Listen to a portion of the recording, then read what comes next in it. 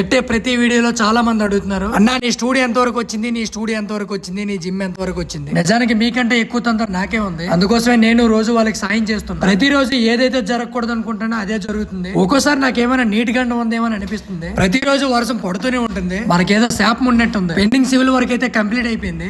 మన కంటెంట్ వీడియోలో అఫీషియల్ గా కనిపించాలి. పైన సీలింగ్ అయితే డెఫినెట్ గా చేయించాలి. అందుకోసం సీలింగ్ వాళ్ళకైతే మొత్తం కాంట్రాక్ట్ ఇచ్చేసి సీలింగ్ పెట్టడానికి అయితే ఫస్ట్ అయితే ఛానల్ బిగించారు. వర్క్ అయితే మామూలుగా చేయట్లేదు, చాలా స్పీడ్ గా చేశారు. మనకు కావాల్సింది కూడా అదే. మనల్ని కలడానికి అయితే చాలా దూరం నుంచి ఇద్దరు ఫాలోవర్స్ అయితే వచ్చారు. సీలింగ్ వర్క్ చేసే వాళ్ళకి ఒకే ఒక మాట చెప్పి, అన్నా నాకు మిడిల్ లో డిజైన్స్ ఏం పెట్టదు, చూడడానికి కొంచెం అట్రాక్టివ్ గా ఉండేలా చేయని చెప్పాను. తమ్ముడు నువ్వేం వరి అవ్వకు, నేను చూసుకుంటానని చెప్పారు. ఎలాగోలా చేయండి అని వదిలేసాను. మన రూమ్ లో ఏమున్నా లేకపోయినా పంచింగ్ బ్యాగ్ మాత్రం ఉండాలి కదా. సో దీనికి వేలాడదీద్దామని ఒక గొలుసు అయితే పెట్టించా.